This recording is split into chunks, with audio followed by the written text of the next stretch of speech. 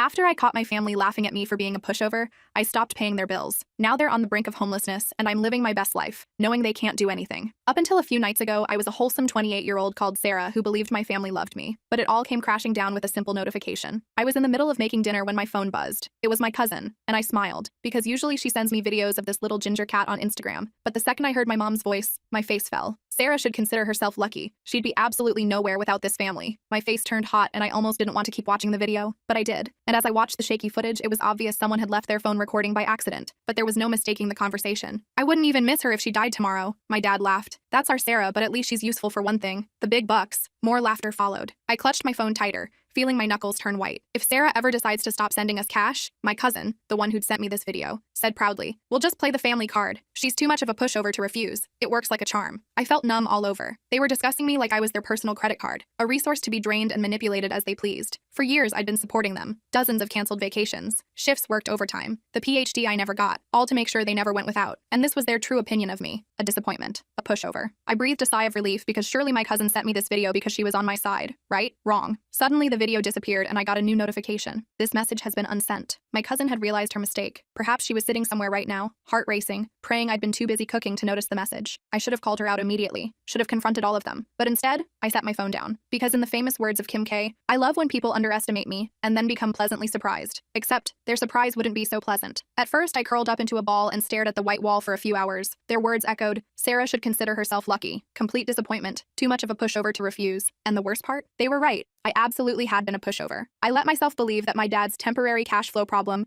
somehow lasted 5 years, and resulted in me paying his mortgage for all 5 of those years. My brother's college expenses, which he abandoned after 2 semesters, leaving me with the debt. My mom's constant emergencies that mysteriously aligned with my paydays. The family vacations I funded but couldn't attend because I was working extra shifts to cover their expenses. I'd always done it without question because that's what family does, right? But that single video destroyed every illusion I'd carefully constructed to make myself feel better about being used. And now I had the upper hand because they thought they'd gotten away with it. And their next payment was due in a few days. But this time, things would be different. The following morning, everything felt off. The sunlight filtering through my blinds was the same. My coffee tasted normal, but I felt like I was watching my life from a distance. It was as if I'd been living in a hazy dream and had suddenly woken up to reality. My phone buzzed with a text from my mom. "Morning, honey. Just checking in. Hope you're well." I stared at her message. Too normal. She never texted just to check in. Had I really never noticed this pattern before? Sure enough, minutes later. "Oh, by the way, rent's due soon. Can you transfer it by Thursday? Love you, BTW." There it was, the familiar pattern, but I wasn't playing along anymore. The "love you" at the end felt especially hollow now, just another manipulation tactic. Muscle memory kicked in, and I started to type my usual, "of course," or "no problem" response, maybe even apologize for taking too long. But instead, I deleted everything and simply replied, "I can't this month." I set my phone down and waited, heart pounding in my chest. 4 simple words that I'd never dared to say before. 1 minute passed, then 2 more. "What do you mean you can't?" I could sense her frustration through the screen. I'd never refused before, not once in all these years. I didn't respond right away. I savored my coffee, letting her stew in uncertainty. More messages came flooding in. "Sarah, this is serious. We're counting on you. You know we don't have other options right now." Then my cousin chimed in. "Hey girl, your mom's freaking out. Everything okay?" I nearly laughed. Is everything okay? Everything was perfect, because I decided I deserved to take my life back. I took a deep breath and replied, "I have some unexpected expenses this month. Can't send anything." Followed by a shrug emoji. No lengthy explanation. No apology. The silence that followed told me everything I needed to know. For the first time in years, I'd said no, and they didn't know how to respond. My mom was obviously struggling to find the perfect manipulation tactic, but I, for one, wasn't having that problem. I knew exactly how I was going to get her. I knew all I had to do was play the long game. Finally, her response arrived. "Sarah, what do you mean unexpected expenses? What could possibly be more important than your family?" There was the guilt trip, their favorite strategy. I didn't reply. I set my phone down and went to make more coffee, giving her time to spiral further. Less than a minute later. "You know your brother can't cover rent on his own? If he gets evicted, that's on you." The brother card. Classic. They always knew exactly which buttons to push. But this time, something had changed within me. I felt nothing but a cold clarity. Then, "We raised you, Sarah. We took care of you when you had nothing. Is this how you repay us?" My jaw clenched as I gripped my phone tighter. When I had nothing, I never had their support. I put myself through college, working nights while studying days. I worked multiple jobs to escape their household. The moment I started earning decent money, they latched onto me like parasites. I had nothing because they took everything. They had rewritten history to make themselves the heroes of a story that never happened. My phone buzzed again. "Sarah, sweetie, don't do this. We're family. Your mom's just upset. You know how she gets. Just send the rent money and everything will be fine." Everything will be fine? For who? For them? While I continued to sacrifice my future? I set my phone down, my heart racing. I needed to breathe. I went to the kitchen, poured water, and stared at the wall clock. I could feel something shifting inside me. For years, I'd feared this moment, scared they'd hate me, abandon me if I ever stopped paying. But now I knew the truth. They never loved me. They loved what I provided, and now they'd show their true colors. Buzz. I picked up my phone with steady hands. A message from my dad. Sarah, I don't know what's gotten into you, but this is completely unacceptable. You're being selfish. This family needs you, and you're acting like some entitled brat. Grow up and do the right thing. There it was, the final mask slipping. No more fake sweetness or pretend concern, just demands. The facade had crumbled faster than I expected. As I stared at his words, another notification appeared, a voice message from my cousin. My hands trembled as I hesitated, thumb hovering over the play button. Something told me this would change everything. For a long moment, I just stared at that little play icon. My heart pounded. My cousin never sent voice messages. She typically delivered her passive-aggressive comments via text, with just enough artificial sweetness to trigger my guilt. Slowly, I pressed play. Her voice came through, sharp and irritated. Sarah, listen. I don't know what kind of game you think you're playing, but this isn't funny. Your mother is losing her mind. Your dad is furious, and honestly, I don't blame them. You've always been, well, a little ungrateful. But this is beyond selfish. My stomach tightened, but I forced myself to keep listening. You have a decent job, don't you? You make more than any of us. You don't even need that money. Meanwhile, your family is struggling. And what? You just wake up one day and decide you don't care anymore? A bitter laugh. You owe them, Sarah, after everything they've done for you, after all the sacrifices they made. They gave you life, and now you're just going to walk away, pretend they don't exist? What kind of daughter does that? She exhaled sharply, and I thought she was finished. But then, you know what? Her tone darkened. If you really want to be that kind of person, fine. But don't expect them to forgive you. Don't expect to come crawling back when you realize how much you need them. Because once you cross this line, there's no coming back. The message ended. Silence. I sat with my thumb hovering over the replay button. My ears rang and my hands felt numb. The audacity was almost impressive. Not a single word of concern for me, just anger that their financial support system was threatening to collapse. I should have felt scared or panicked. I should have been scrambling to fix things and apologize. But instead, I felt calm. More than calm, I felt liberated. She had just confirmed everything. They didn't love me. They didn't respect me. They didn't even see me as a person. I was just their ATM. And the moment I stopped dispensing cash, I became nothing to them. Well, maybe it was time to become nothing. My phone buzzed again with a message from my mom. Last chance, Sarah. Send the rent. I stared at the message for a long time. No, I love you. No, we're worried about you. Just a demand, naked and unadorned with any pretense of affection. Then, without hesitation, I blocked her. I blocked my dad. I blocked my cousin. Just like that, for the first time in years, I was free. Or so I thought, because the next day, my brother showed up at my door. The knock came at an ungodly hour, when the sun was barely peeking over the horizon. For a moment, I considered ignoring it. Maybe it was a neighbor or an early package delivery. Anything but what I knew it actually was. Another knock followed, louder and more insistent. The kind of knock that said the person wasn't going anywhere until they got what they wanted. I took a deep breath, braced myself, and opened the door. There stood my brother, his face contorted between anger and desperation. His clothes were wrinkled as if he'd slept in them. His eyes were bloodshot and wild. Are you serious, Sarah? His voice cut like a knife. What the hell is wrong with you? I kept my expression neutral. Good morning to you too. He scoffed, running fingers through his disheveled hair. Don't do that. Don't act like this isn't a big deal. You blocked everyone. Mom's freaking out. Dad's losing his mind. You're just, what? Cutting us off? Pretending we don't exist? I crossed my arms and leaned against the doorframe. I don't know, Tyler. Maybe I just got tired of being treated like an ATM. His jaw tightened. Oh my God. Not this again. Not this again? I laughed bitterly. I've been paying your rent for years. I've covered your utilities, your groceries,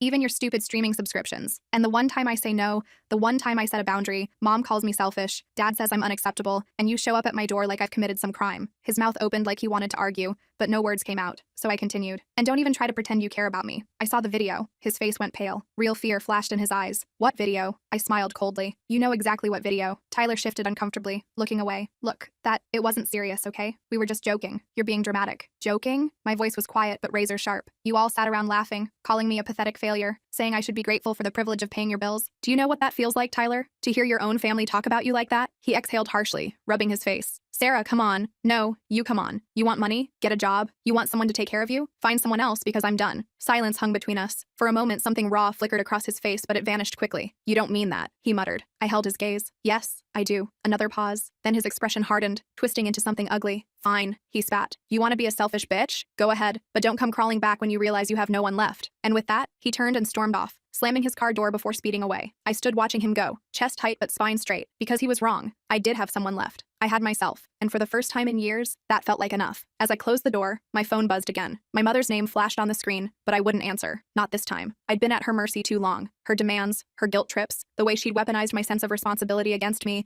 manipulating me into surrendering everything just to keep her from falling apart. Not anymore. I turned my phone face down and walked away. The truth was, I was done being their financial safety net, done with the lies and manipulation. They'd never once asked how I was doing or considered the toll it took on me to constantly bear their burdens. I'd carried their weight for years. My mother's, my father's, my brother's, all all while they acted like I owed them for simply existing, like my life was just one endless repayment plan for their supposed sacrifices. No one had ever asked what I needed. No one had ever truly cared about me. Now I was taking control. The next morning, as I sat in my living room, the silence felt heavy. The weight of my decision was settling in, but there was no regret, just a strange sense of unfamiliarity. I'd spent so long catering to their needs that I hardly remembered what it felt like to put myself first. Then my doorbell rang. Tyler again. I could tell by the impatient, demanding knock. I opened the door slowly, keeping my expression neutral. "Sarah," he began, his usual arrogance gone, replaced by something almost pleading. "You need to listen to me." I didn't invite him in. I stood firmly in the doorway, arms crossed. "I don't need to listen to anything you have to say." He blinked, taken aback. "No, you don't understand. Mom's freaking out. Dad keeps calling me, asking what's going on. They don't know how to fix this. You've cut everyone off. You can't just leave us hanging like this." I scoffed. "Oh, I'm sorry. Did you think I was going to keep enabling you? Keep paying your rent and bills while pretending everything was fine? No, Tyler. I'm done being the family bank account. I don't care how much any of you beg." Anger flashed in his eyes. "You're acting like we've never done anything for you, like we're all just users." I didn't flinch. "I know exactly what I've been to all of you. A cash machine, a free ride, and I'm done with it." His face contorted. "You can't just leave us hanging. You owe us, Sarah." The words stung, but they didn't break me. They only strengthened my resolve. I'd been waiting to hear those exact words, the naked truth finally spoken aloud. "I owe you? I've given you everything. I paid for your apartment, your groceries, your bills, while you sat back and watched me do it. And you want to talk about owing?" His fists clenched. "You'll regret this. You'll regret cutting us off." I couldn't help but laugh. "No, Tyler. You'll regret it, because I'm not the one who needs you anymore." Without waiting for his response, I slammed the door in his face. I could hear him swearing on the other side, but I didn't care. For the first time, his anger didn't scare me into compliance. It felt good, but I knew the drama wasn't over. This was just the beginning. They wouldn't let go easily, not when they had so much to lose. That night, my phone buzzed with a text from my dad. "We raised you, Sarah. Don't think you can just walk away from everything we've done for you. You're making a huge mistake. Come back. We'll talk. We'll fix this." I could almost hear the desperation beneath his commanding tone, the panic of someone watching their safety net disappear. I sat for a moment, phone in hand, considering what to do next. I could have ignored it. I could have blocked him too. But I had a better idea. I wasn't just going to block them. I was going to make them confront every lie, every moment they'd taken me for granted. Starting now. I went to my desk and opened my laptop. It was time to send them a message they'd never forget. I stared at my computer screen, fingers hovering over the keyboard. I wasn't going to let them waltz back into my life as if nothing had happened. I was done being their punching bag. This time, I was taking control. I gathered all my financial records, every payment I'd made for their bills, every bank transfer, every check I'd written to cover their emergencies, every time I'd canceled plans for myself because they needed me financially. Years of receipts, years of sacrifice, years of being drained dry while they took and took and took. I realized as I scrolled through these records that I could have bought a house by now, could have traveled the world, could have invested in my future. Instead, I'd invested in theirs, and they hadn't even had the decency to pretend to be grateful. I drafted an email with a note at the top. "Here's a detailed summary of everything I've done for you over the years. I'm done being your lifeline. I won't be your ATM anymore, and I refuse to let you make me feel guilty for choosing myself. Consider this my final statement. You don't owe me money, but you owe yourself the realization of how much I've sacrificed because I thought family was supposed to support each other, not drain each other dry." I attached all the receipts, all the bills, all the payments, every single transaction that proved how much I'd given and how little I'd received in return. I wanted them to see the numbers in black and white. I wanted them to face the magnitude of what they'd taken from me. Then I hit send, but I wasn't finished. I logged into the family group chat where they'd kept me on edge with their endless demands. I scrolled through years of messages, reading all the times they'd guilted me into helping them, all the family emergency messages that were really just normal expenses they expected me to cover, all the times they'd praised me publicly while privately draining my accounts. Then I did something unprecedented.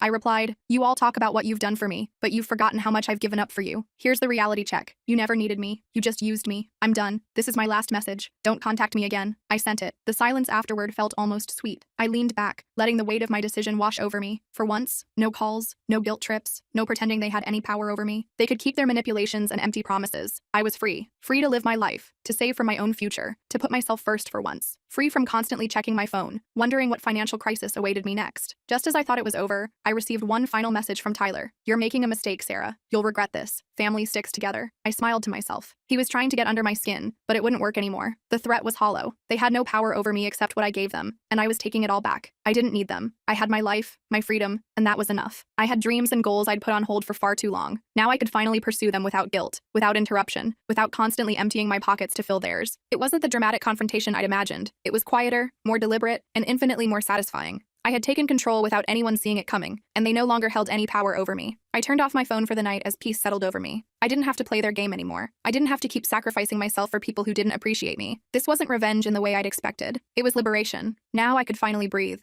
Now I could live for myself. And that was the sweetest victory of all.